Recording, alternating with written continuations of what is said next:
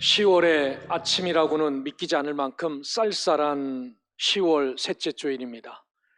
날씨는 이렇게 차갑더라도 여러분들 마음만큼은 따뜻하여서 많은 사람들에게 위로자로 살아가시기를 주의 이름으로 축원합니다. 또 오늘 성전에 모여 함께 예배하는 여러분들 외에 우리 주님이 주시는 성령의 풍성한 임재를 누려서 늘 기쁨과 감사로 살아가시기를 주의 이름으로 축원합니다. 지금은 우리가 사도행전 말씀을 나누고 있습니다. 지난주에는 바울이 세 번째 복음전도 사역을 하면서 에베소에서 2년 3개월간을 머물며 에베소 교회를 세워가는 말씀을 나눴습니다. 2000년 전 당시 에베소는 지중해 해안을 끼고 있는 해상 물류 도시였습니다. 우리 인천과 같은 그러한 도시입니다. 교통도 발달하고 공업도 발달하고 활성화된 그러한 소아시아 최대의 도시였습니다. 로마가 아시아를 다스리는 행정 도시로 이 에베소를 키우고 있었고 에베소를 통하여서 행정을 다스렸던 곳이기도 합니다. 그런데 이 에베소에는 그 유명한 아데미 신전이 세워져 있었습니다.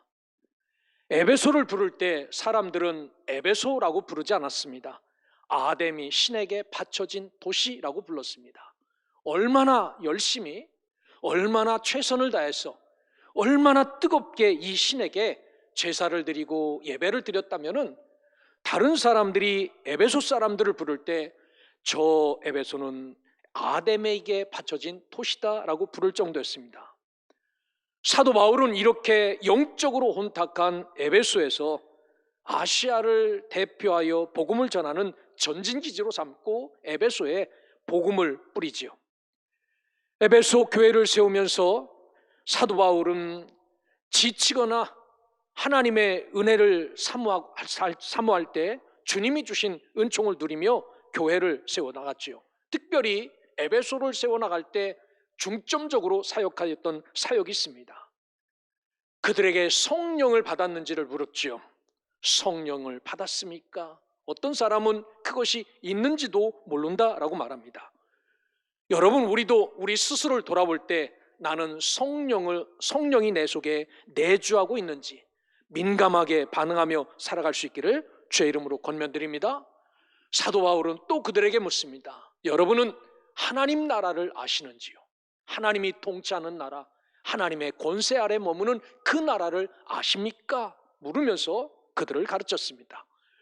여러분, 오늘 저와 여러분들은 하나님 나라, 하나님이 통치하고 하나님이 다스리는 백성임을 잊지 않고 살아갈 수 있기를 주의 이름으로 권면드립니다. 그리고 두란노 서원을 세워서 복음을 강론하고 이 두란노 서원에서 하나님의 말씀을 배우는 자들에게 세상의 악에게 지지 않고 인내하고 수고하여 거짓을 드러내는 교회로 나가는 기초를 세웁니다. 이 요한계시록에 보면 에베소 교회를 평가할 때 악에게 지지 않았다, 인내하였다, 수고하였다, 거짓을 드러내고 참을 밝히는 교회가 에베소 교회였다라고 칭찬합니다. 이런 교회의 기초를 사도 바울이 놓았죠. 여러분, 우리도 하나님을 외면하고 거짓과 우상을 따라가는 세상에 그리스도인만이 진실임을 밝히더라는 교회와 성도가 되시기를 주의 이름으로 축원합니다. 이렇게 바울이 형용할 수 없는 시련과 어려움 가운데서도 그가 지치지 않고 복음 사역에 전력할 수 있었던 것은 복음에 헌신된 위대한 일꾼들이 바울 곁에 많이 있었어요. 오늘 읽진 않았지만 21절, 22절에 보면은 에베소에 2년 3개월간 머무는 동안 많은 동역자들이 에베소로 모입니다. 그곳에는 실라와 디모데도 있었고요, 아굴라와 브리스길라 부부도 있었고, 거기에 새로운 동역자인 에라스도와 가이오와 아리스다고 등이 있어서 사도 바울이 그들을 보면서 그들과 함께 이 거룩한 복음 사역에 지치지 않고 살았던 것이죠. 여러분들도 믿음의 길을 걸어가면서 하나님의 거룩한 사명과 이 주의 뜻을 이루는 거룩한 일에 사람들이 지치고 어려울 때마다 용기도 주고 힘도 줄 수 있는 복된 사람들이 되어 살아갈 수 있기를 주의 이름으로 축원합니다. 자, 이렇게 2년 반 가까이, 여러분 짧은 시간 아니지요. 에베소에서 뿌려진 복음의 영향으로 효과가 나타나기 시작했습니다. 그 효과는 뭐냐면 이 어마어마한 아데미 신은 신전을 섬기면서 그 신을 붙잡고 살며 이 신을 만들어서 팔아먹고 살던 소위 소상공인들이 수입이 줄어들게 되었습니다. 그리고 그들이 반발을 하지요. 이 사도 바울 한 사람 때문에 우리의 수입이 줄어들었다라고 하면서 이 어려움과 시련이 오늘 시작되게 된 것이 바로 오늘 본문 말씀입니다. 우리도 마찬가지입니다. 시련이 오고 핍박이 오지만 때로는 이 시련과 핍박을 선으로 바꿔나가시는 하나님의 섭리를 기억하고 끝까지 세우신 삶의 자리에서 사명 잘 감당하며 살아가는 우리 소명의 성도들 되시기를 주의 이름으로 축원합니다. 사도 바울은 에베소 교회 사역 속에서 위대한 선교 계획을 선포합니다. 오늘 이 말씀을 듣기 전에 좀 더 에베소란 도시에 대해서 보충하여 설명을 드리면은, 에베소에는 아르테미스 신전과 로마에서 세운 도미티아누스 신전, 두 신전이 아주 크게 자리 잡고 있었어요. 기원전 BC 550년입니다. 지금으로부터 2500년 전입니다. 이 웅대한 아르테미스 신전이 세워지죠. 이게 오죽했으면은 고대 건축물 중에 7대 불가사의 중에 하나입니다. 어떻게 이것을 지었을까? 뒤가 지금 아파트 개발하는데요, 큰 타워 크레인이 서 있어요. 사람들이 요즘은 철근도 그 타워 크레인이 들어서 옮겨주고요, 그래요. 들지 않습니다. 그런데 그 엄청난 아르테미스 신전을 어떻게 세웠을까? 이것은 인간이 세운 것 같지 않다라고 해서 불가사의 중에 하나입니다. AD 1세기인 로마 제국 때 건조된 소아시아에서 가장 큰 로마식 건축물인 도미티아누스 신전도 있었습니다. 그 두 신전에서 황제 숭배 예배와 이 아데미 여신 예배가 늘 지속된 도시가 바로 이 에베소 도시입니다. 특히 아르테미스는 이 복음이 들어오기 전까지 에베소인들에게 풍요와 생명의 여신으로 숭배하였던 대상입니다. 지금도 그 여신 상들이 있어요. 보면은 특징이 있습니다. 앞가슴에 유방이 18개가 달려 있습니다. 젖가슴이 18개가 달려 있어요. 뭐를 이야기하는 겁니까? 풍요를 상징하는 겁니다. 이 신 하나 가정에 모이면은 풍족하게, 풍성하게, 넉넉하게 복받고 산다라고 했어요. 그러니까 이 신전을 찾은 사람들은 얼마나 황홀했겠습니까? 세상 이 건물을 어떻게 졌을까라고 생각하면서 거기에 들어가기만 하면 진짜 그 아데미 신전이 신이 살아있는 것처럼 움직이는 것과 같은 그런 것을 느낄 수 있습니다. 나올 때는 꼭 그것을 하나 사다가 집에 놨죠. 그래서 장사 아주 잘 됐습니다. 오늘 이들도 말하죠. 이 기업이, 이 사업이 왕성하게 됐다라고 말하는데, 오늘 사도 바울이 복음을 증거한 것 때문에 이 우상 장사하는 사람들에게 문제가 생기죠. 여기에는 이 신전뿐만 아니라 에베소에는 셀수스 도서관이라는 도서관도 있었어요. 장서로 당시에 12,000개의 두루마리가 보존되어 있습니다. 12,000권의 책 상상이나 해보셨습니까? 이 책이 여기에 있었어요. 문화적으로는 에베소에 2,500년 전에 25,000명이 수용되는 반원 극장이 있었습니다. 여러분, 여기서 지금도 연주회가 열리고 영국의 유명한 가수 엘튼 존도 여기서 노래를 불렀어요. 그 유명한 반원형극장이 있습니다. 이 원형극장의 이야기가 오늘 등장해요. 29절에 보니까 온 시내가 요란하여 바울과 같이 다니는 마게도냐 사람 가이오와 아리스다고를 붙들어 일제 연극장으로 달려 들어가는지라 라고 말합니다. 2500년 전에 2000년 전에 이런 도시가 바로 에베소였습니다.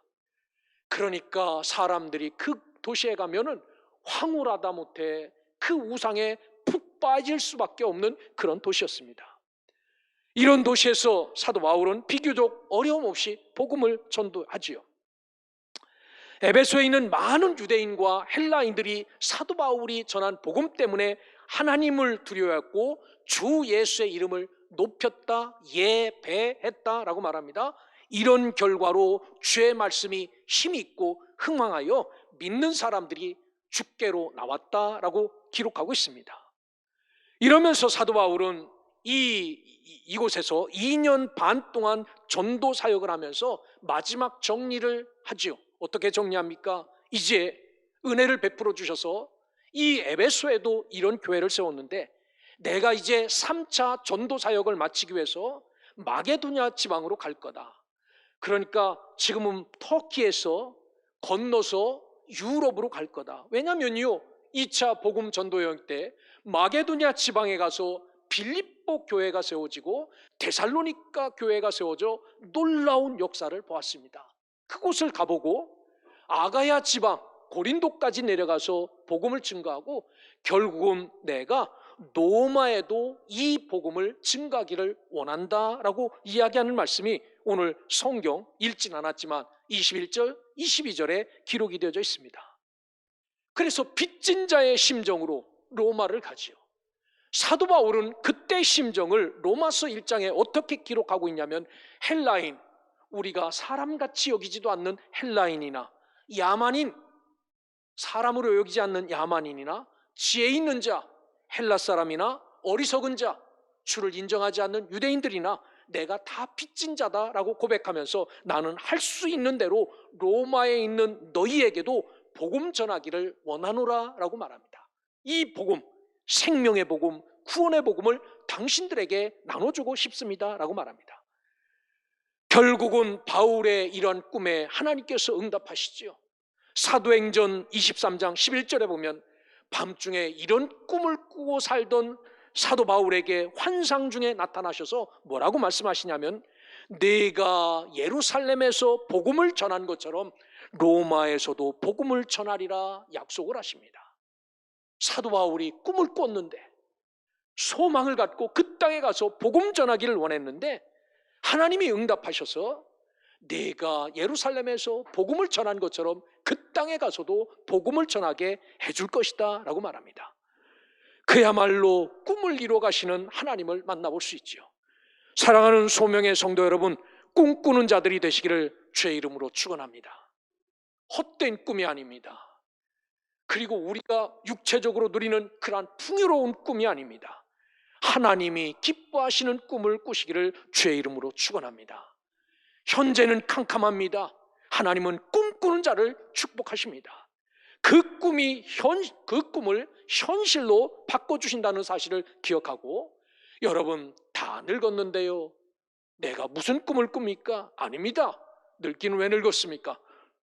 아브라함은 100세 아들도 낳았는데 여러분 바울처럼 꿈꾸는 자가 되십시오. 나를 통하여 하나님 뭐 하시기를 원하십니까?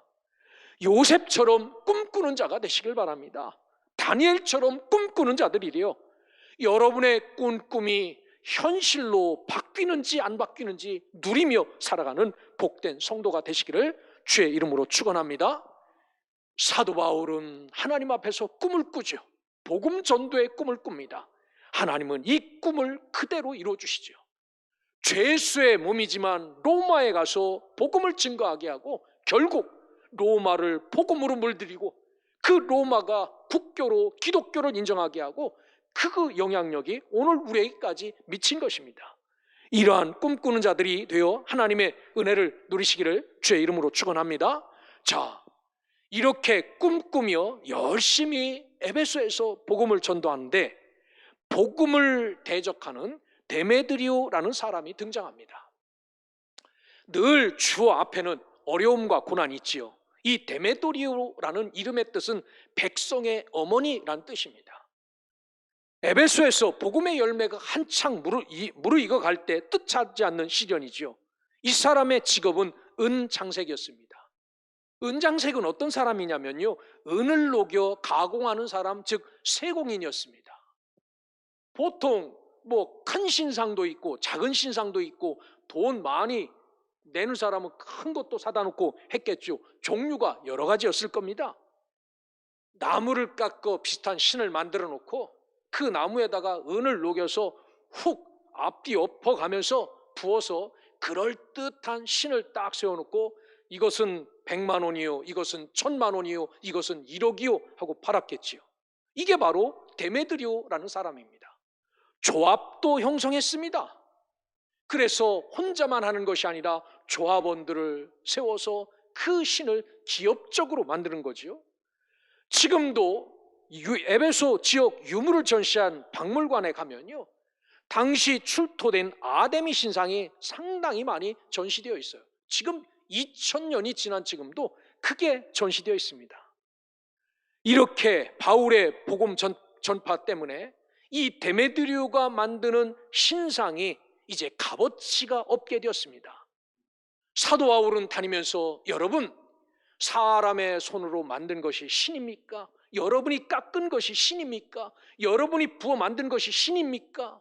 이것은 신이 아닙니다. 여러분에게 도움 줄 수 없습니다. 오직 하나님만이 주인입니다. 이 복음을 믿으십시오 라고 해서 에베소가 손으로 만든 우상은 별 효용이 없다는 것을 깨닫자 신상이 팔리지 않은 겁니다. 이때 데메드리오는 야, 이것 봐라, 이렇게 있다가 아무것도 안 되겠다라고 해서 같은 업종에 종사하는 조합원들을 불러서 난동을 부리지요. 에베소의 풍요의 여신의 크기, 풍요의 여신을 섬기는 그 신전이 얼마나 컸길래 불가사의한 건물이냐면요, 에베소는 그 유적지가 근대에 들어와서 발견됩니다. 지하 6m에 묻혀 있었어요. 이 역사학자들이 신전을 발견하는데 이 신전의 규모는, 이 신전의 부지가 길이가 약 130m 됩니다. 폭이 한 75m 됩니다. 굉장히 큰 신전이죠. 직사각형 이 신전 터 위에 13개의 계단을 올라가면 신전을 세웠습니다. 여기에 들어가는 돌 기둥이 한 100여 개가 됩니다. 이 신전의 규모는 길이가 103m, 넓이가 43m.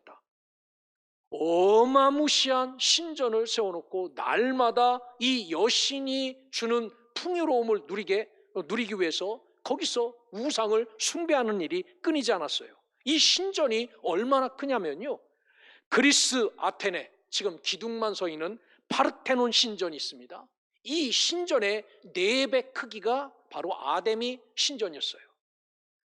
이런 기념비적인 신을 데메드리오가 모형 아데미를 만들어서 큰 이득을 보았지요.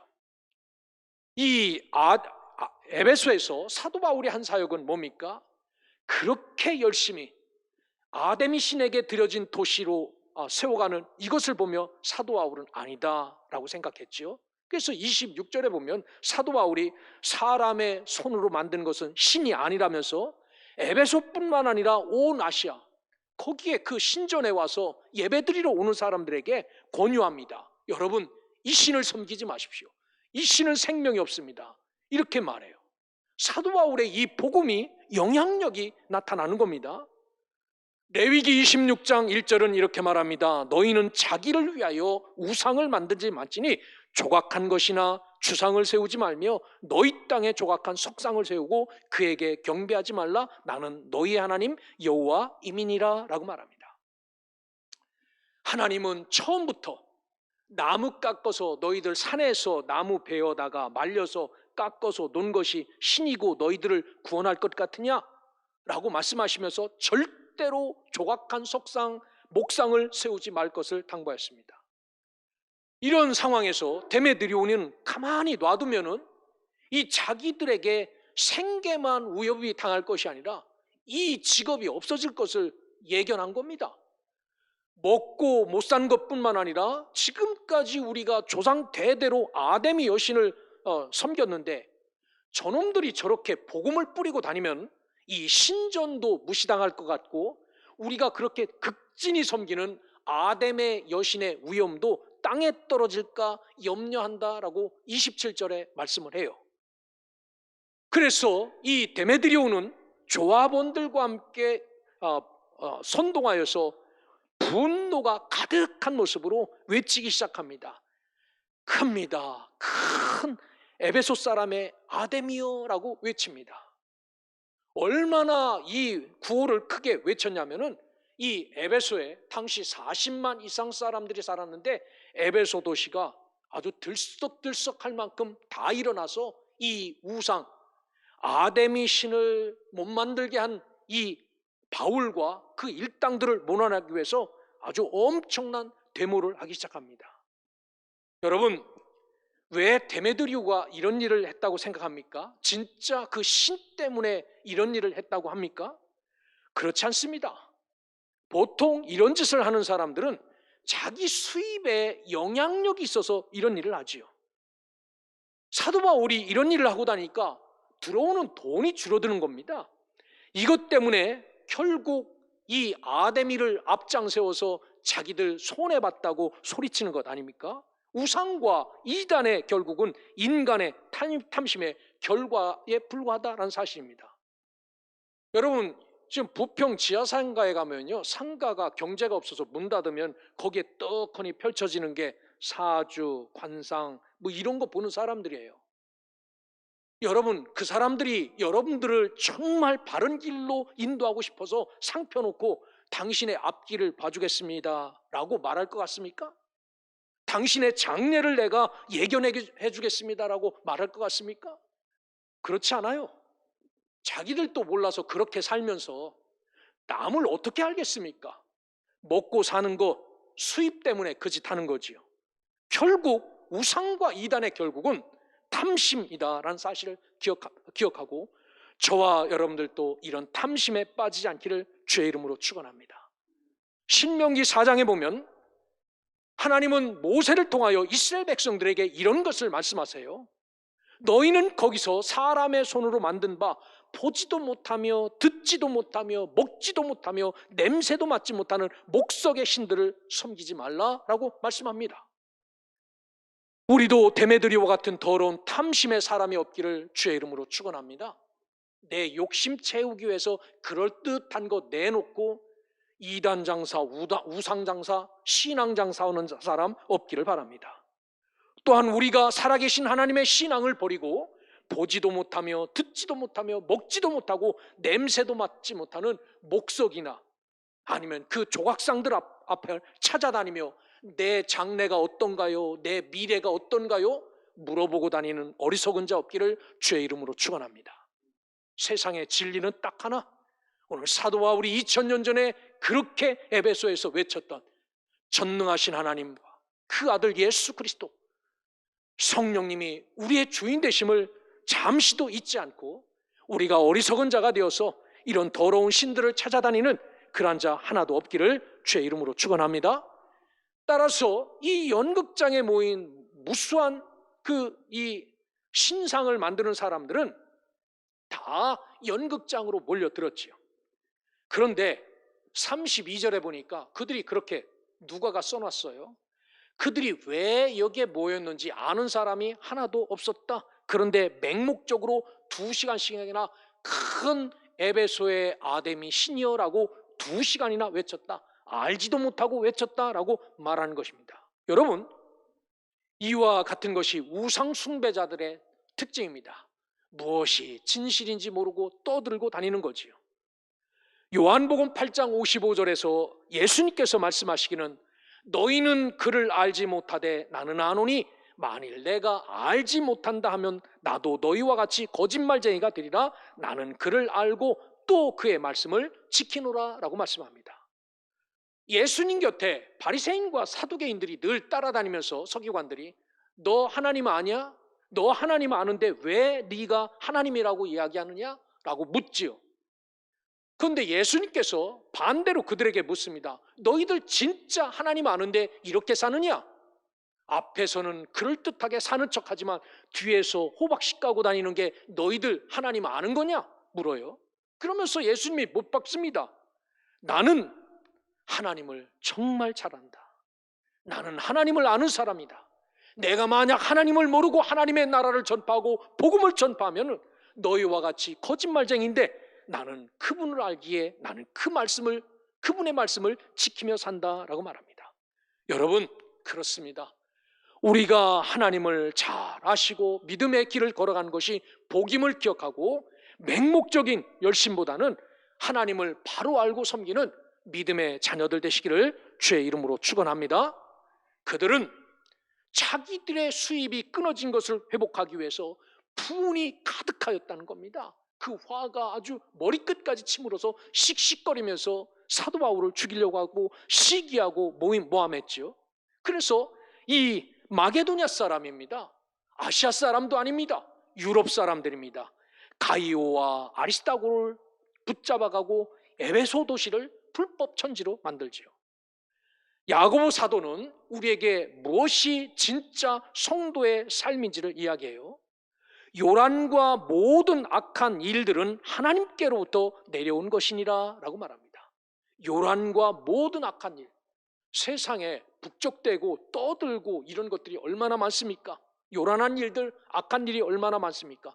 이런 것들은 하나님께로 온 것 아니다 라고 말합니다.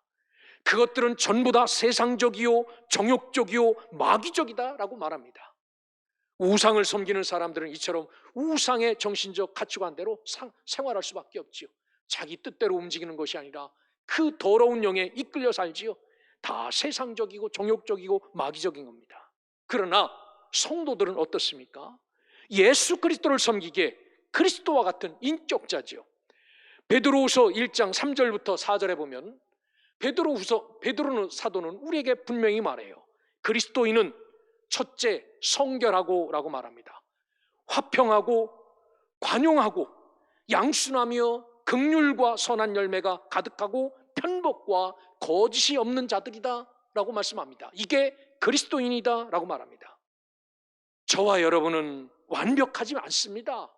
우리 속에 날마다 죄와 악과 선이 싸우지요.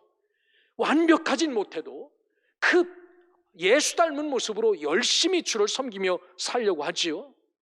이런 믿음의 모습이 여러분의 넘치기를 주의 이름으로 축원합니다. 그래서 더러운 것 따라 살아가는 사람들이 아니라 성결하고 화평하고 관용하고 양순하고 긍휼과 선한 열매가 가득한 그러한 모습으로 주를 섬기며 살아갈 수 있기를 주의 이름으로 축원합니다. 이런 위기 속에서 담대하게 움직이는 사도 바울을 봐요. 여러분, 사도 바울이 그 아리스타고와 성경에 보면 이런 자기의 가이오가 붙잡혀가요. 근데 이들은 사도 바울에게 어떤 삶을 살았습니까? 때로는 자기의 눈이라도 빼서 주려고 했던 사람들입니다. 때로는 자기의 목숨이라도 내놓고 사도 바울 살려주십시오라고 했던 사람이에요. 잡혀 들어가는데 가만히 보니까 옷 벗고 그들 끌려가는 극장으로 뛰어 들어가려고 하지요. 그런데 사도 바울을 막습니다. 성도들도 막고 에베소에 나와 있는 고위 관리들도 당신 저기 들어가면 죽습니다 라고 만류합니다. 왜 사도 바울이 이런 삶을 살았을까요? 이유는 복음이 생명이요 진리이며 하나님만이 나의 주인 되신다라는 분명한 사실을 확실히 믿고 살았기 때문입니다. 우리도 이런 믿음이 충만하기를 주의 이름으로 축원합니다. 그러면 어떤 상황에서도 지지 않고 늘 승리하며 살아가지요. 그래서 바울은 고린도후서 5장 13절에 이렇게 고백합니다. 우리가 만일 미쳤어도 하나님을 위한 것이요 정신이 온전하여도 너희를 위한 것이니 그리스도의 사랑이 우리를 강권하시는도다 라고 고백합니다. 너희들 내가 이렇게 하는 게 미친 것 같냐? 미쳐서 그런 것이 아니라 하나님이 나보고 이렇게 살라고 해서 사는 거야 라고 말씀하는 겁니다. 그렇습니다. 우리에게도 이렇게 확고한 믿음과 열정이 있어서 예수님이 이렇게 살라고 말씀하셨기 때문에, 예수님이 이렇게 사는 것이 그리스도인의 삶이라고 말씀하셨기 때문에 여러분 이러한 모습으로 하루하루 믿음의 길을 잘 걸어가는 주의 자녀들 되시기를 주의 이름으로 축원합니다. 마지막으로 하나님은 하나님의 사람들을 세우셔서 언제나 당신의 백성들을 우위로 하십니다. 사실 에베소에서 일어난 이 데메드리오의 폭동은 초대 기독교의 가장 큰 위협이었습니다. 이것 때문에 복음의 문이 닫힐 수도 있고 열릴 수도 있는 그 위기의 사건이 바로 이 에베소의 이 사건이었습니다. 그런데도 이 엄청난 폭도들을 한 서기장을 세워서 지혜롭게 이 잠잠케 만들지요. 여기 서기장은 에베소 사람은 아닌 것 같습니다. 저 로마의 지배 아래 있었기 때문에 로마에서 파견 나온 사람 같습니다. 서기장이 뭐라고 권면하냐면, 여보시오, 좀 조용 좀 해보십시오. 에베소 시민들이 아데미 여신을 숭배하는 일은 세상이 다 합니다. 오죽하면 여러분들 보고 에베소는 아데미 신에게 드려진 도시라고 말하겠습니까? 그런데 사도 바울이 이 신전에 들어와서 신을 회방했습니까? 여러분이 섬기는 신을 눈이라도 빼놨습니까? 이빨이라도 부러뜨렸습니까? 신전의 물건을 도둑질했습니까? 기둥을 뽑아버렸습니까? 이런 것도 아닌데 왜 이런 일로 여러분 소유를 일으킵니까? 여러분들이 이렇게 소유를 잃으면 저 로마가 가만히 있겠습니까? 전화 한 통이면 군대가 올 텐데요, 조용히 하십시오 라고 말합니다. 그래서 이 일로 사태가 진정되지요. 그러면서 이가 권면할 길을, 로마에는 법이 있습니다. 여러분들이 아쉬운 마음이 있걸랑 여러분 총독도 있고 피차 고소할 것이 있는데 고소하십시오. 법대로 처리받기를 바랍니다. 다시는 이런 일을 하지 말라고 권고하고 해결을 하지요. 우리는 이와 같은 어려움 가운데서 사람을 세워서 정리하시는 여호와 일의 하나님을 다시 한번 경험할 수 있죠. 때때로 하나님은 당신의 방법을 이용하셔서 선한 열매를 맺어간다는 사실을 기억하고 하나님 앞에서 성실하고 바르게 살아가는 성도 여러분 되시기를 주의 이름으로 축원합니다. 가끔 우리도 그렇게 살잖아요. 막 저기서 나오면은 옷 벗고 들어가서 같이 멱살 잡는 분 있잖아요. 여러분 그렇게 살지 마시기 바랍니다. 교회의 힘은 칼도 아니고 창도 아닙니다. 교회의 힘은 진실함입니다. 이게 힘이에요. 수천 년간 이 복음이 꺼질랑 말랑해서 저와 여러분들이 이렇게 이 복음을 믿을 수 있었던 것은 칼과 창 때문에 이 복음이 여기까지 온 게 아니고요, 진실함 때문에 이 복음이 여기까지 왔음을 기억하고 우리가 이 복음을 하나님 앞에서 성실하게 바르게 살아 이 진실함이 진짜임을 드러낼 수 있기를 주의 이름으로 축원합니다. 그래서 복음은 능력이죠. 하나님은 바울을 통해 시한할 정도로 이 능력을 에베소에 베푸셨습니다. 그래서 시련 속에서도 힘있게 증거했죠. 이 사건을 통하여 경건은 모양이 아닌 능력임을 분명히 교훈하셨습니다. 오늘 바울의 사역을 통해서 이 사실을 분명히 확인할 수 있지요. 오늘 바울은 이 영적 전쟁에서 한 번도 진 적이 없습니다. 오늘 우리도 바울처럼 담대하게 우리에게 위임하신 명령을 잘 준행하고 어떤 시련과 고난 속에서도 나와 함께 계신 성령 하나님을 신실하게 의지하며 살아갈 수 있기를 주의 이름으로 축원합니다. 이런 고난, 이런 시련, 이런 아픔에서 여러분 이길 수 있는 방법이 뭐라고 생각하십니까? 이런 고통 속에서 승리할 수 있는 비결이 뭐라고 생각하십니까? 바울이 이 복음을 증거하러 다니면서 40에 하나가만 매를 5번 맞았습니다. 여러분 너덜너덜하게 맞은 거죠. 그래도 바울은 예수 곁을 떠나가거나 예수와 멀어지지 않았습니다. 예수 십자가 앞에 바짝바짝 다가섰죠. 강의 위험, 강도의 위험, 엄청난 짐승의 위험, 이루 말할 수 없는 위험이 사도 바울에게 찾아올 때마다 사도 바울은 어디 가야 승리하고 어디 가야 영적인 전쟁에서 이길 줄 알고 멀리 간 것이 아니라 점점 더 주 앞으로 간 삶을 살았습니다. 이가 이런 모습 때문에 영적 전쟁에서 한 번도 지지 않은 삶을 살았습니다. 사랑하는 소명의 성도 여러분, 우리도 사도 바울과 같은 이런 삶을 살아낼 수 있기를 주의 이름으로 축원합니다. 고난이 왔다고, 시련이 왔다고, 아픔이 왔다고 점점 멀어지는 사람이 아니라 거기 가야 살 수 있다는 사실을 기억하고 예수 십자가 발 앞에 서서 당대하게 살아갈 때, 때로는 고난 가운데 있지만 사람들을 세워서 고난 속에서도 하나님의 뜻을 이루어가시는 섭리를 깨닫게 하시지요. 이러한 놀라운 은혜를 깨닫고 여러분이 가는 곳마다 복음의 떠들썩한 역사가, 하나님의 거룩한 역사가 풍성하게 나타나 늘 주의 이름을 높이며 하나님께 영광 돌리며 살아가는 소명의 성도들 되시기를 살아계신 그리스도의 이름으로 축원합니다.